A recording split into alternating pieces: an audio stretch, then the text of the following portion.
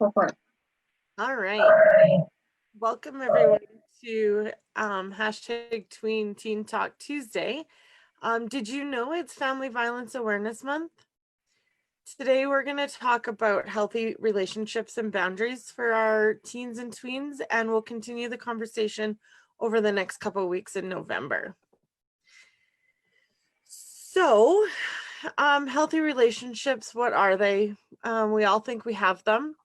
And a lot of time we exhibit characteristics or examples where we're not necessarily showing our healthy relationships. So a healthy relationship role modeling starts at home with your partner or your family in any aspect. We can role model to both our tweens and teens about how we should be talking to one another in a respectful way, how we can respond in a respectful way. As you can tell, respect is definitely the key when it comes to building those relationships. And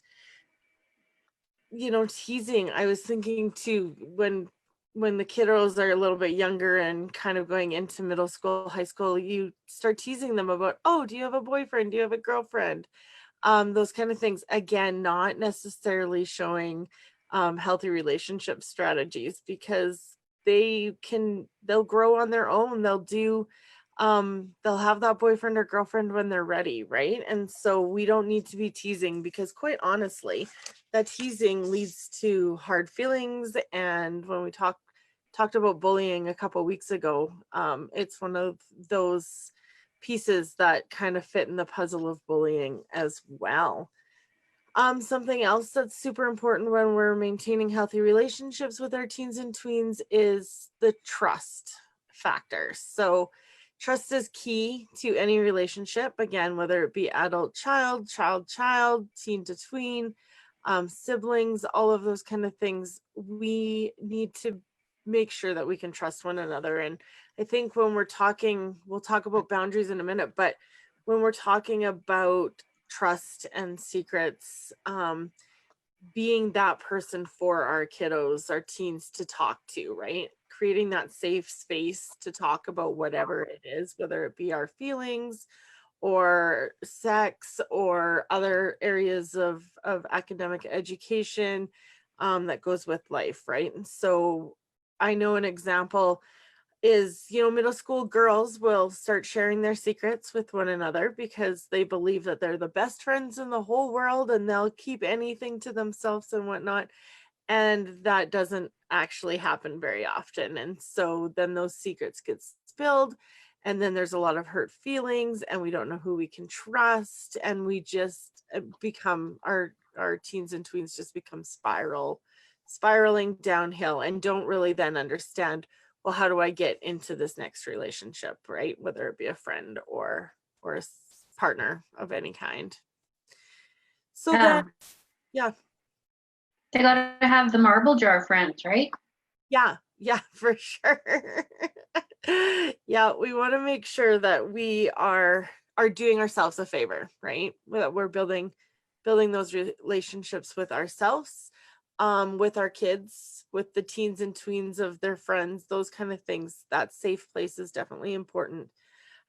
So boundaries again are super important in teen and tween relationships, and they look a little different though than they did when the kiddos were little, right? We can't as much go, no, you can't touch that, or nope, don't do that, or I don't like that. We can't really do that with our tweens and teens, right? And so they're important. They're important for everybody. Your teen or tween will tell you that routine's not important. They don't care. They'll just do it whenever. But unfortunately, that's not true. And they don't have that developmental capacity at that point to actually realize what a boundary is.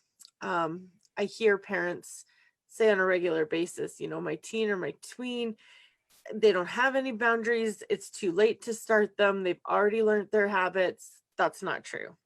So, I'm talking about boundaries and using that word, but expectations, rules, management, all of those things are included in that. So if we think about it, activities, schools, shopping centers, businesses, farming, society, all of these things have boundaries and limitations and rules and expectations, right? All of those things in various circumstances.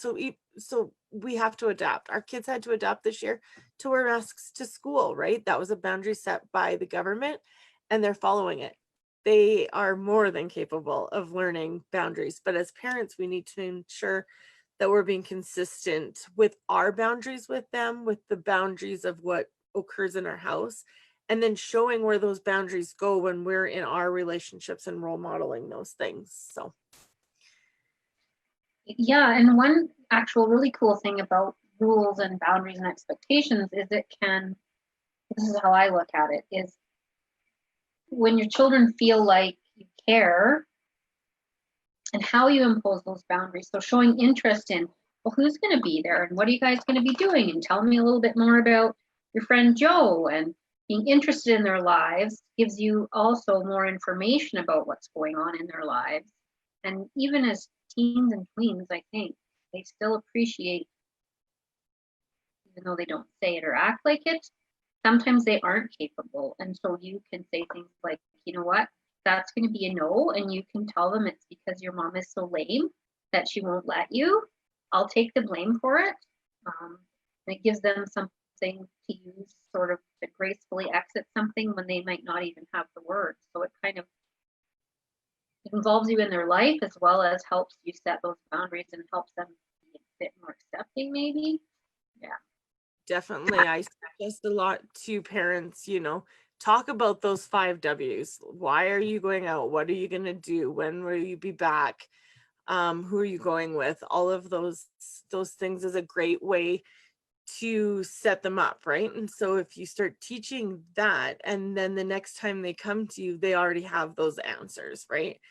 Or even just having a plan, right? Saying to your kids, like, I'm not going to say yes or no to anything until I hear what kind of plan you're looking at, right? And making sure that you're planning ahead of time for sure. So yes, boundaries. We need to, so it is Family Violence Awareness Month, which means it is the whole family system, right?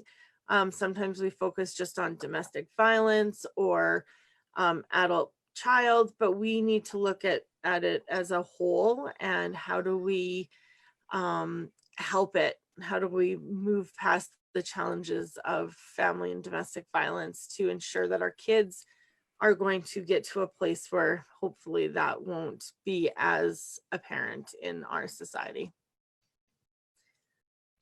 And one thing, I don't remember where I read this, but talking about um, like almost role playing with your kids, because it's easy to say just say no to a beer or an invitation to the backseat of a car or whatever the case may be, but it's not that easy for them to just say no. So Right. having those conversations and working on, okay, what are you going to say? Well, how could you say that? Helping them find the actual words and practicing those words so that they can, like I said before, gracefully exit a situation without, because to a teenager, their social circle is everything. Mhm. And so can't, the expectation of we'll just say no isn't really a very realistic one. Um, I think that's key, helping them like make up a script. Well, what are you going to say? What would you say if this happened?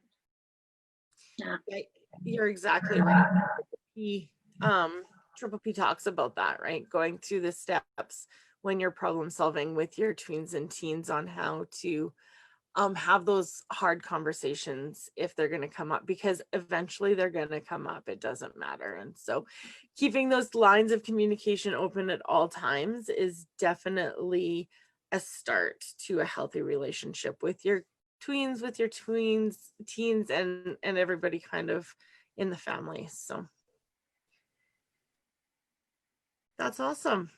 I hope this helped. I hope, this conversation will be a good starter to families, maybe at the dinner table or whatnot. And as we mentioned at the beginning, we'll talk more about that Family Violence Awareness Month throughout the month of November.